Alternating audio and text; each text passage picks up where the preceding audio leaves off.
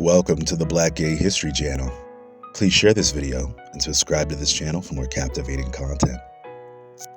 I was doing some reading online about black gay spaces, nightclubs, and bars in America, and I happened to find a very interesting historic story about black and gay nightlife in Baltimore, Maryland in 1931.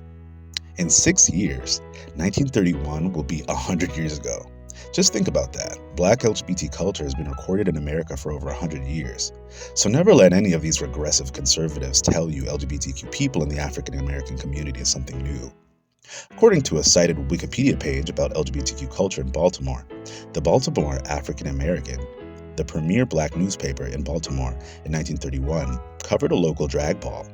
In modern times, Baltimore is actually a majority black city since the 1970s, and is the fifth largest African American city in the U.S. today. But in the 1920s and 30s, when Baltimore was still a majority white city, Baltimore would begin to see an influx of African Americans in the early 20th century, when many African Americans from the racist and dangerous southern states looked for better living options in northern cities, which was called the Great Migration. As I've previously discussed on the channel, drag balls and gay events had become popular in major American cities with black populations throughout the 1920s and 30s, particularly in New York and Chicago, this era being hailed the Harlem Renaissance, when black and gay artists gained national notoriety and acclaim.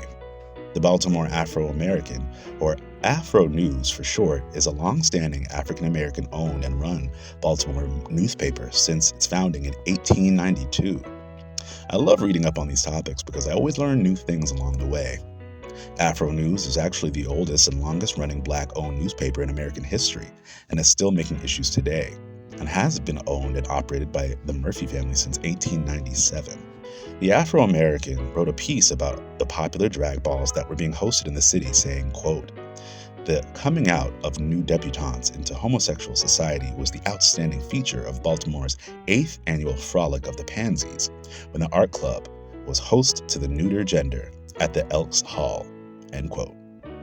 I found even more visuals and news clips of this particular 1931 article on Medium.com, where the website gives a play-by-play of this newsletter and the event.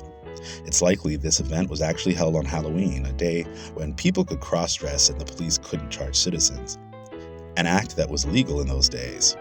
At the venue, the managers of the ball were very picky about who they let in, and the events were so popular that they only allowed mostly queer people who were cross-dressing into the event. Even the drag artists who had a reputation for drama, who they called rough and rowdies, weren't allowed in the event either. These events were called coming out pageants, but the term coming out has evolved since then.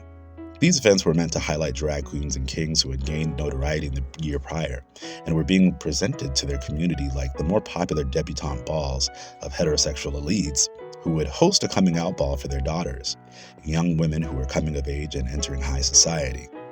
Now, coming out just means telling the world you're gay or trans, but drag pageants have been one of the most premier celebrations and art forms of celebration in black and LGBTQ communities since the late 1800s. And this is just another example of drag pageants making their mark in the history books of black American culture.